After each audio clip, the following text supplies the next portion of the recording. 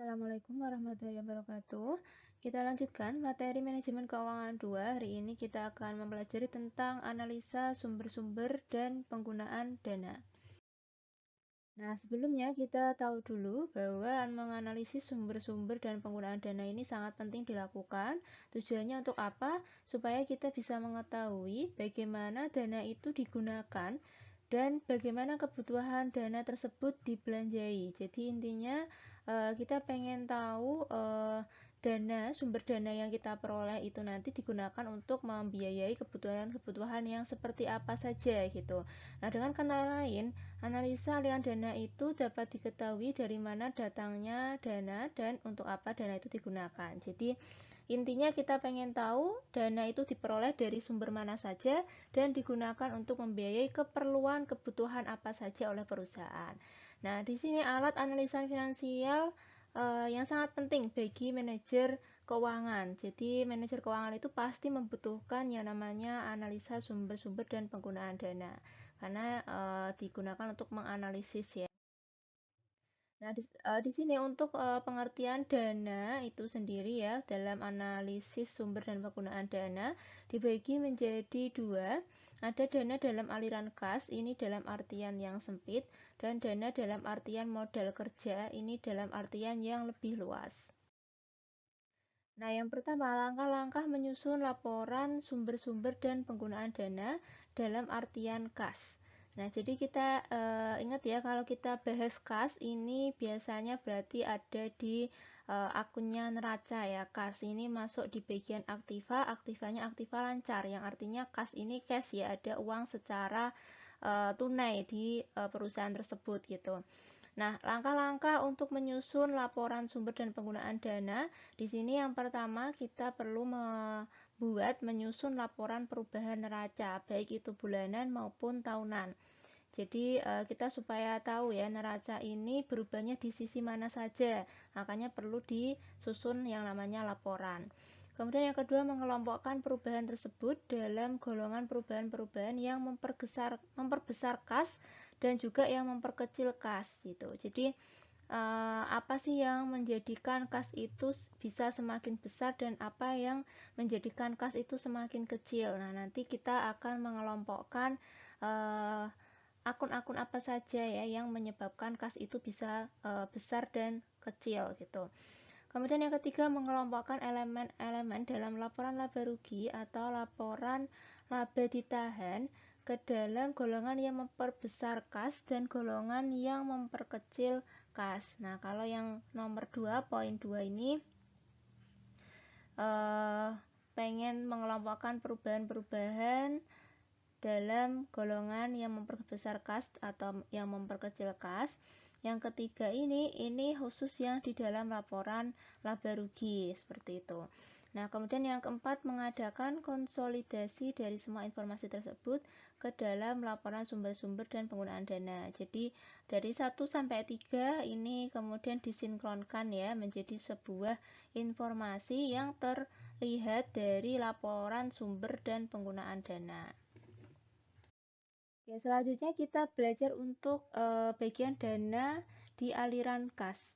Nah, di sini seperti yang sudah disebutkan slide sebelumnya, bahwa untuk menyusun laporan sumber dan penggunaan dana, kita harus tahu elemen-elemen apa saja sih yang dapat memperbesar maupun memperkecil kas, baik dari sisi perubahan neracanya maupun perubahan di laporan rugi laba. Nah, di sini yang pertama kita bahas adalah elemen-elemen yang dapat memperbesar kas, kaitannya dia sebagai sumber dana gitu.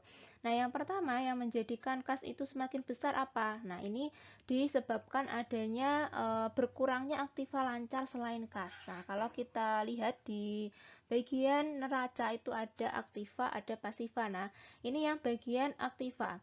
Dia bilang berkurangnya aktiva lancar selain kas gitu ya. Selain kas itu ada apa saja? Kalau selain kas itu ada piutang misalnya. Kalau piutang berarti semakin kecil piutangnya, semakin berkurang, maka dianggap banyak piutang ini yang sudah terlunasi ya, sudah terbayar. Yang artinya kalau piutang itu semuanya sudah terbayarkan, sudah terlunasi, maka ini akan menambah kas, memperbesar kas. Atau contoh yang lainnya, aktiva tidak lancar ya, misal tanah, bangunan. Nah, kalau tanahnya sudah terjual, berarti kan ini juga akan meningkatkan kas ya, cashnya semakin banyak seperti itu. Nah, kemudian yang kedua disebabkan karena berkurangnya aktiva tetap. Nah, ini sama ya tadi.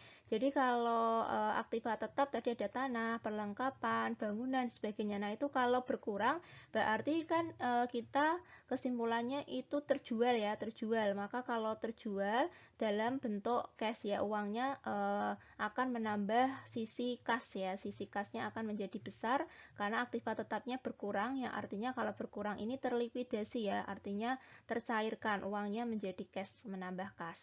Kemudian yang ketiga, bertambahnya setiap jenis utang. Nah, otomatis ketika perusahaan itu menambah sumber modal berupa utang, otomatis utang ini kan cash ya bentuknya, sehingga ini akan meningkatkan kas. Kemudian yang keempat, bertambahnya modal. Nah, modal ya, modal di sini misal perusahaan itu menambah modal sendirinya dengan menerbitkan saham atau bertambahnya modal dalam bentuk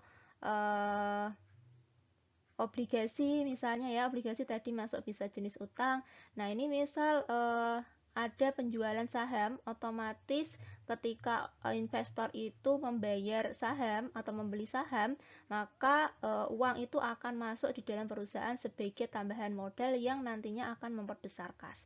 Kemudian yang kelima, adanya keuntungan dan operasinya perusahaan, artinya ada keuntungan ya. Jadi ketika perusahaan itu melakukan produksi kemudian menjual produknya di pasar dan mendapatkan yang namanya keuntungan, profit, maka ini akan menambah kas juga, kas dari perusahaan tersebut. Nah, ini adalah sumber-sumber dana yang dapat meningkatkan kas ya, dan akan mengakibatkan perubahan di dalam neraca dan laporan rugi labanya tadi ya. Ini kalau keuntungan masuknya tadi rugi laba. Kemudian kalau aktiva, lancar, aktiva tetap tadi di perubahan neraca, seperti itu ya. Nah, ini adalah poin-poin tadi yang dijelaskan secara detail. Nah, tadi saya sudah menjelaskan secara sekilas.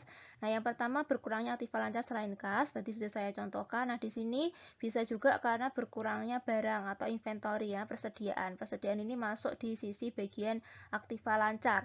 Jadi kalau sudah nggak ada persediaan ya, artinya berkurang persediaannya, yang artinya juga perusahaan itu sudah mampu menjual barang tersebut, jadi sudah berhasil dijual, sudah memberikan apa ya, tambahan kas bagi perusahaan tersebut. Jadi kalau sudah nggak ada persediaan, barangnya sudah habis, nggak ada stok ya, artinya itu sudah terjual dan sudah berubah dalam bentuk kas seperti itu. Nah, ini akan menambah kasnya.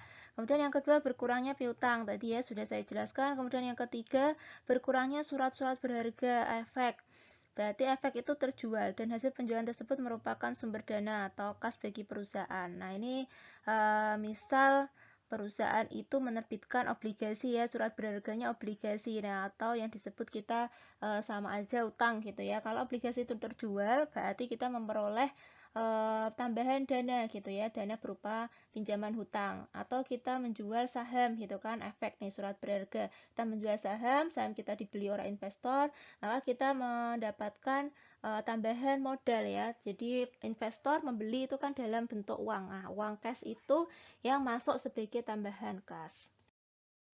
Kemudian yang kedua, berkurangnya aktiva tetap. Tadi ya, aktiva tetap ini berkurangnya aktiva tetap berarti aktiva itu sudah dijual ya, atau harus dijual, dan penjualannya itu menjadi sumber dana, tadi akan menambah kas. Berkurangnya aktiva tetap neto berarti adanya depresiasi dalam tahun yang bersangkutan. Nah, bisa jadi aktiva itu sudah habis masa ekonomisnya, yang artinya depresiasinya pun juga sudah habis, yang artinya nanti akan masuk di dalam sisi kasnya. Depresiasinya masuk ke sisi kas. Kemudian bertambahnya setiap jenis hutang.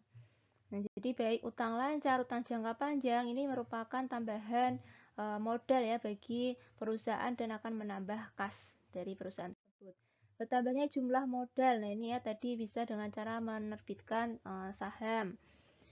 Modal ini biasanya kalau modal sendiri maka dia menerbitkan saham. Nah, ketika investor membeli saham maka masuk sebagai tambahan modal yang masuk di kasnya juga. Nah, adanya keuntungan dari operasi perusahaan tadi ya dari penjualan. Kemudian yang selanjutnya adalah dari elemen-elemen yang memperkecil kas. Kalau tadi kita bicara yang dapat memperbesar kas, di sini kita bicara yang mampu memperkecil kasnya. Yang pertama kebalikannya ya, kalau tadi berkurangnya aktiva lancar, maka yang akan memperkecil kas di sini yang pertama adalah bertambahnya aktiva lancar. Selain kas, berarti piutangnya nambah, persediaannya nambah. Nah, kalau piutangnya banyak, ya berarti kan banyak yang belum terlunasi, sehingga kasnya akan mengecil gitu ya. Artinya kita banyak menjual, tapi yang kita jual tadi produknya belum dibayar seperti itu, sehingga kas sudah habis untuk memproduksi, tapi belum ada kembalian dari penjualannya seperti itu, sehingga kasnya ini semakin mengecil kalau piutangnya semakin bertambah. Begitupun dengan persediaan ya, jadi kalau inventorinya nambah banyak, artinya stok barang semakin tinggi, yang kita simpulkan berarti barang tersebut belum laku terjual seperti itu. Nah, kemudian yang kedua bertambahnya aktiva tetap, sehingga tadi ya misal kita menambah jumlah aset di tetap ini, kita buat beli tanah, kita buat beli bangunan baru. Nah, ini juga akan mengurangi kas. Kemudian yang ketiga berkurangnya setiap jenis hutang. Nah, ini kalau hutangnya berkurang artinya kita sudah membayar utang tersebut. Nah, kalau kita membayar berarti kita mengeluarkan uang. Kita mengeluarkan uang dari mana ya? Dari kasnya. Sehingga kas akan semakin kecil ketika kita gunakan untuk membayar hutang. Artinya ada uang yang keluar dari kas seperti itu untuk membayar hutang. Kemudian yang keempat berkurangnya modal. Nah, ini kalau kita modalnya berkurang ya. Jadi kita banyak membeli saham ya, membeli saham sendiri misalnya ya.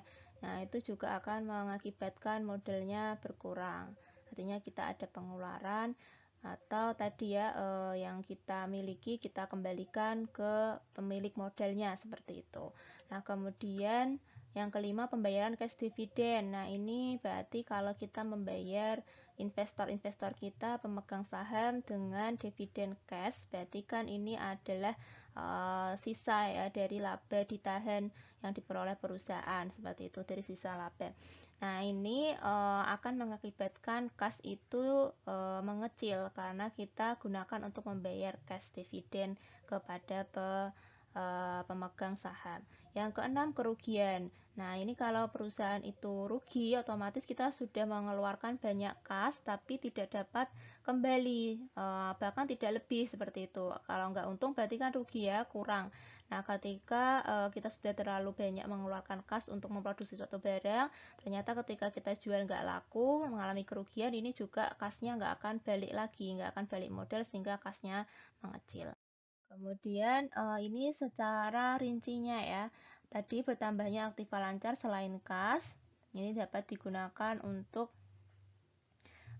pembelian barang dan pembelian barang membutuhkan dana. Nah, ini kalau misalnya tadi ya kita beli untuk perlengkapan, peralatan kantor, itu kan kita mengeluarkan uang. Nah, itu juga akan mengecilkan kas seperti itu.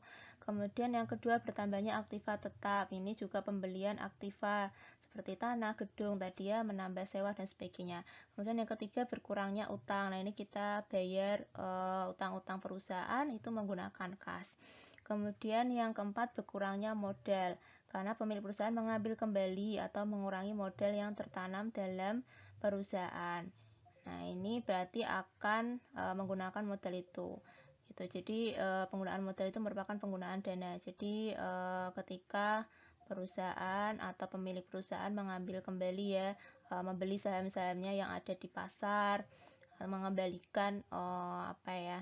Tadi ya kalau saham itu dibeli oleh pihak investor atau pihak luar atau pemilik modal, kita kembalikan supaya modal itu kembali kepemilikannya kembali ke perusahaan. Nah, itu juga akan mengeluarkan uang sehingga ini juga mengurangi kas.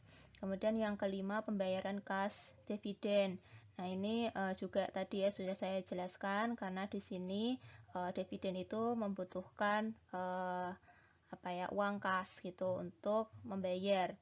Nah, kas dividen dibayarkan dari keuntungan neto sesudah pajak. Jadi ini dari laba ya, laba yang sudah dikurangi dengan pajak. Kemudian yang keenam, karena adanya kerugian. Tadi sudah saya jelaskan juga. Nah, kemudian selanjutnya di sini kita bahas dana dalam artian modal kerja. Kalau tadi dalam artian kas, di sini kita bicara dalam artian modal kerja. Perusahaan menyusun laporan sumber-sumber dan penggunaan dana atas modal kerja atau sering pula disebut sebagai laporan sumber-sumber dan penggunaan modal kerja. Modal kerja di sini dalam artian neto, yaitu kelebihan aktiva atas utang lancar. Jadi aktivanya lebih besar dibandingkan utang lancarnya. Nah, penggunaan modal kerja itu sendiri menggambarkan sebuah ringkasan dari sumber dan penggunaan modal kerja dan perubahan unsur-unsur modal kerja selama periode yang bersangkutan. Karena modal kerja yang digunakan itu adalah merupakan modal kerja neto atau current account. Maka perusahaan elemen-elemen modal kerja tidak akan mempengaruhi besarnya modal kerja. Namun apabila perubahan dari elemen-elemen non-current account dapat memperbesar atau memperkecil modal kerja. Intinya yang dapat memperbesar atau memperkecil modal kerja itu dari elemen-elemen yang sifatnya non-current account. Nah, sedangkan yang tidak dapat mengubah modal kerja itu yang modal kerja neto atau current account. Nah, di sini elemen-elemen yang dapat memperbesar modal kerja ini berarti yang dapat memperbesar modal kerja itu adalah yang non-current account tadi ya. Nah, ini contohnya ini juga hampir sama seperti tadi yang kas. Yang pertama yang dapat memperbesar modal kerja itu berkurangnya aktiva tetap. Nah, ini akan menambah modal kerja secara untuk modal kerja ya gitu. Nah, bertambahnya utang jangka panjang, bertambahnya modal, keuntungan dan operasi perusahaan, yang terakhir penyusutan. Nah, penyusutan ini kan biasanya terdepresiasi di awal ya, uangnya bisa digunakan sebagai modal kerja. Nah, kemudian yang memperkecil modal kerja, bertambahnya aktiva tetap. Nah, semakin banyak membeli aset tetap seperti tanah dan sebagainya, ini akan memperkecil modal ya, untuk modal kerjanya menjadi berkurang. Kemudian berkurangnya hutang jangka panjang, berkurangnya modal, pembayaran cash dividen, dan adanya kerugian. Nah, ini kalau digambarkan ya untuk non-current account terhadap modal kerja, ini maksudnya tadi ya, kalau yang positif berarti dapat menaikkan modal kerja, kalau yang negatif ini artinya ketika aktiva tetap itu turun, maka modal kerjanya akan naik, hutang jangka panjangnya naik, ini modal kerjanya juga akan naik, ini loh positif gitu ya. Nah, ini modal sendiri ada modal dan laba ditahan, ketika ini bertambah, maka ini juga akan menambah modal kerja gitu. Nah, di sini kebalikannya ya, ini untuk yang memperkecil modal kerja atau untuk penggunaan modal kerja. Nah, ini kalau aktiva tetapnya bertambah, maka modal kerjanya akan berkurang. Nah, utang jangka panjangnya berkurang, modal kerjanya juga akan berkurang. Modal dan laba ditahannya berkurang, modal kerjanya juga akan berkurang. Nah, kemudian yang terakhir ini adalah langkah-langkah dalam menyusun laporan sumber dan penggunaan modal kerja. Yang pertama, kita susun laporan perubahan modal kerjanya dulu. Jadi, kita susun laporan perubahan modal kerja. Yang kedua, ini kalau kita sudah membuat laporan perubahan modal kerja, maka kita tahu apa-apa yang membuat modal kerja itu berubah gitu ya. Nah, sehingga ya poin nomor 2 ini kita akan tahu adanya kenaikan atau penurunan modal kerja beserta besarnya perubahan modal kerja. Jadi kalau kita menyusun laporan perubahan modal kerja itu gunanya untuk tahu kalau terjadi kenaikan itu naiknya berapa, kalau terjadi penurunan berapa, dan hasil akhirnya kita punya modal kerja itu berapa, seperti itu. Nah, kemudian yang ketiga, kita akan mengelompokkan perubahan-perubahan dari unsur-unsur non-current account ke dalam golongan yang mempunyai efek memperbesar modal kerja dan golongan yang mempunyai efek memperkecil modal. Jadi, apa saja sih pada saat itu yang mempunyai peran ya, elemen-elemen yang tadi mampu mengubah besaran modal kerja, entah itu modal kerjanya kecil atau besar ya, itu yang mengubahnya itu elemen apa saja, unsur apa saja. Nah, kita akan tahu dan kita kelompokkan apa saja perubahan-perubahan itu. Yang keempat, kita mengelompokkan unsur-unsur dalam laporan laba ditahan ke dalam golongan yang mempunyai efek memperbesar modal kerja dan golongan yang perubahannya mempunyai efek memperkecil modal kerja. Nah, ini kalau tadi dari unsur non-current account ya. Nah, ini kita lihat dari sisi laporan laba ditahannya. Kemudian yang terakhir, kita susun laporan sumber-sumber dan penggunaan modal kerjanya. Nah, sekian dari penjelasan materi hari ini. Semoga bermanfaat. Terima kasih. Assalamualaikum warahmatullahi wabarakatuh.